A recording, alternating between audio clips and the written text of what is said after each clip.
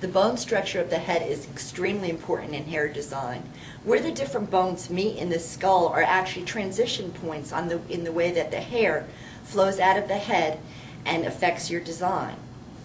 The four bones that we want to concern ourselves with the most are the frontal, which actually incorporates the brow bones and part of the cranium in the top of the head. The parietal bone, which is the largest bone, which goes from the top of the head all the way to the center back of the head. The temporal bones, which form the lateral walls of the cranium, they're on the sides of the head, and they're where the ears are actually involved and are held up by these bones.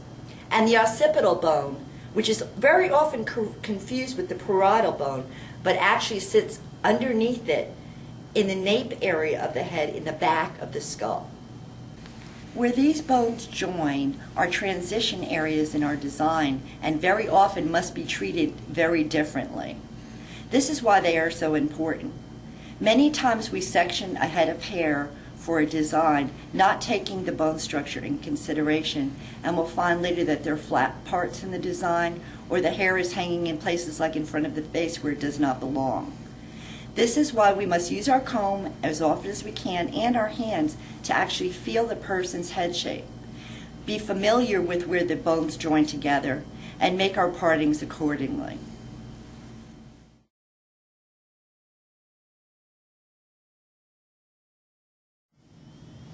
This is our layered bob. It's a variation of the original bob that I showed you in our first demonstration. As you can see, there's movement and direction in this design. The first thing we want to ask again is where is the weight and what is the direction? The weight remains again all the way on the bottom at 0 elevation. But we see that we want direction flowing from the top of the head to the longest point in our design in the front. This gives us a vertical line that our arrow is showing us. Where we begin our design is always completely the opposite of the direction we want the hair to flow. This is going to be where our guideline begins.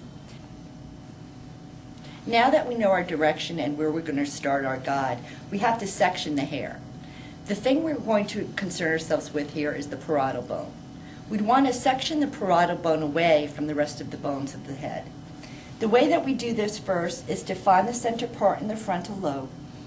We're going to see where it separates from the comb, which we placed on top of the parting on the top of the head. And this is where the frontal and the parietal meet. This is where we're going to take our first section. We're going to trace the parietal all the way down to the temporal lobe and all the way back to the center part of the back of the head. Once this being done, we're going to pull the hair up to our stationary guide, and we're going to begin our partings starting at the blue line on your technical, which is the tracing of the parietal bone area, and bringing it all up to that stationary guide on the top of the head. The principles that we will be using in this hair design are all 7. Number 1, comb, fingers, and scissors must be in line with the partings at all times. 2, the bones of the head must be considered before we do our partings or our sectioning. Number 3, the guide is going to determine the movement of this hair design. 4, the shorter hair is going to push the longer hair towards the area which we want it to go. 5, there is a separate weight line that's being created where one section joins the other part of the design. 6, the parting is moving the hair in its direction. By taking the transverse partings across the design line, we are moving the hair in the way that we want it to go.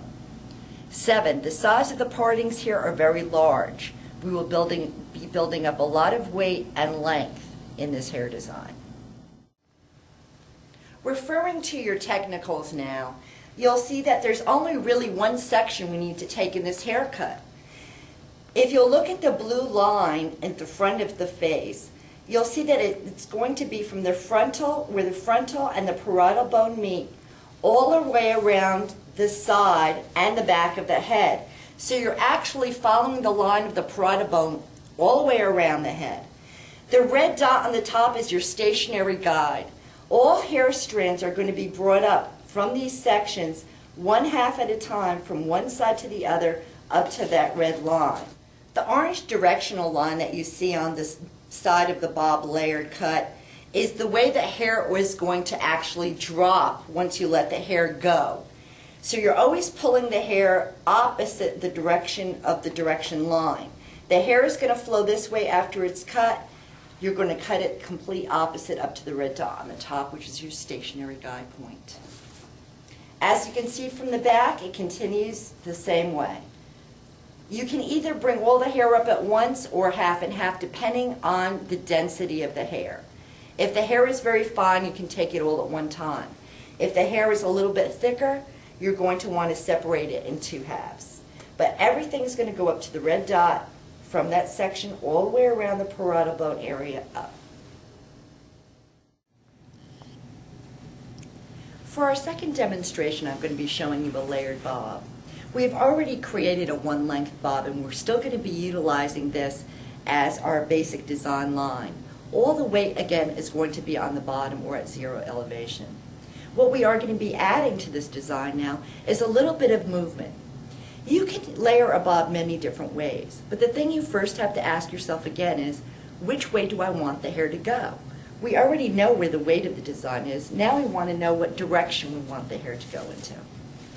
For this design, I've decided to show you a very simple way to layer, which incorporates a stationary guide. The general rule of thumb is this: stationary guides are better used with people with finer hair. Traveling guides are better used for people that have thicker hair. I'm going to show you this one thing first because it's simple and it can explain or show you better how the guide actually determines the movement in a design. What I want to have happen here is for the movement of the design to move from top of the crown slightly down and towards the face, but at not too strict a degree. Now, if you didn't have this bob design to begin with, you will have to go back and cut the bob design like I showed you on our first demonstration first. Again, we're going to want to feel the head. We are going to want to make sure that we understand and know where the different bones join together. This is going to be very important because we're actually only going to be using one bone structure, one bone area of the head for this design, and it's the parietal bone. All of the hair in the parietal area will be treated. The rest of the hair will not. Now that we know which way we want the hair to move, we also know where we need to place our first guide. Our first guide in this case is going to be our guide throughout the design. Before we section the hair, again, it's important to feel the head, know where the natural curves of the head are, and to also feel for where one bone intersects with another. We're going to want to find, first of all, the frontal bone and where it meets with the parietal bone. Where the comb lifts from the head shows you where those two bones are joined. You're going to want to start your sectioning there and actually section out that whole frontal piece. It's not going to be used in our new design. Do it on one side and the same thing on the other side.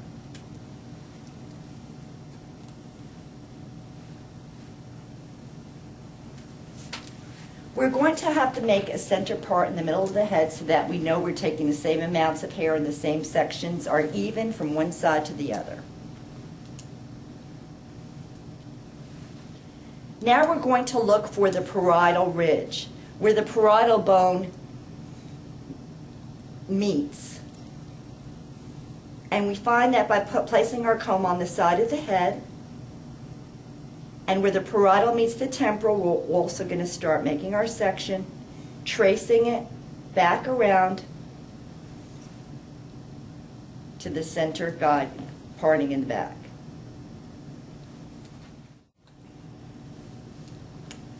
Now, if you'll notice, this parting is slanted and our direction was this way. So the partings actually intersects with the direction of the hair.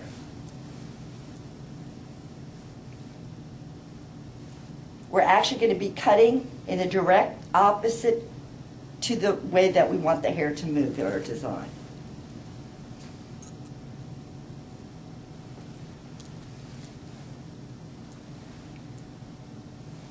See that section? Do the same thing on this side. Take the frontal out. Find where the temporal and the parietal meet. Trace it around. The parting has to match the way you want the movement to go. They must be even from either side.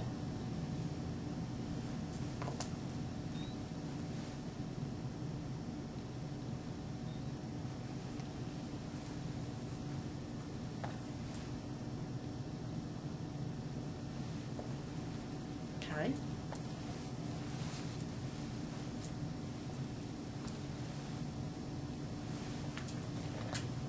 All of this other hair is not going to be part of our design. Now we see the sectioning of this haircut. There actually is only one section to it. What we are going to have to concentrate on is the partings and maintaining that same part line when we pull the hair up and cut. The rest of the hair in the head are not going to be incorporated into this design.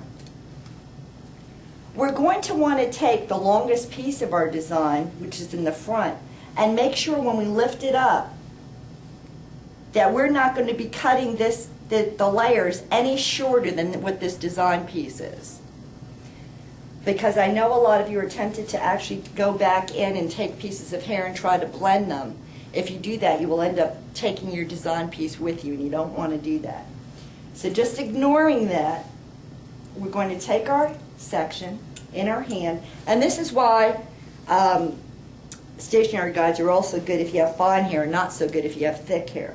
If you have thick hair and you try to hold this much hair in your hand, you're going to have a problem.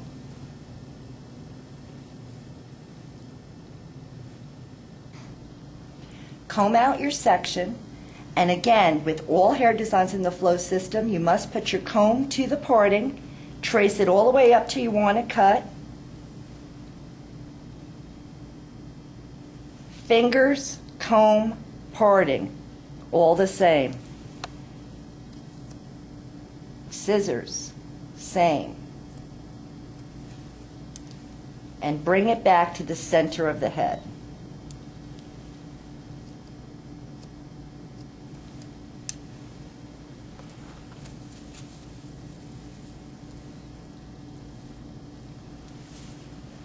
And now we do the other side.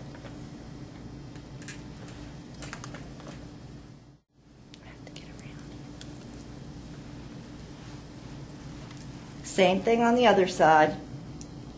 Comb to parting, straight up to the middle.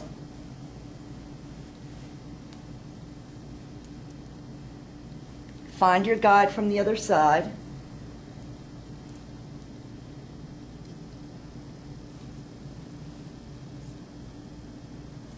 If hair doesn't reach from down here, that's fine. It's part of the design line and it can fall out. Don't think just because you've got hair there that you have to cut it. If it doesn't match up to your guide, leave it alone.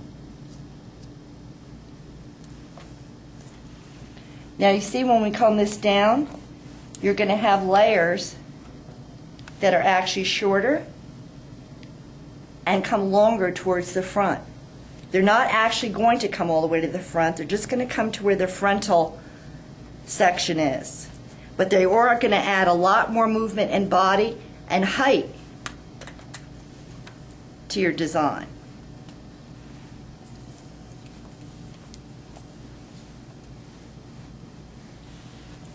And you can see that movement that we put in there.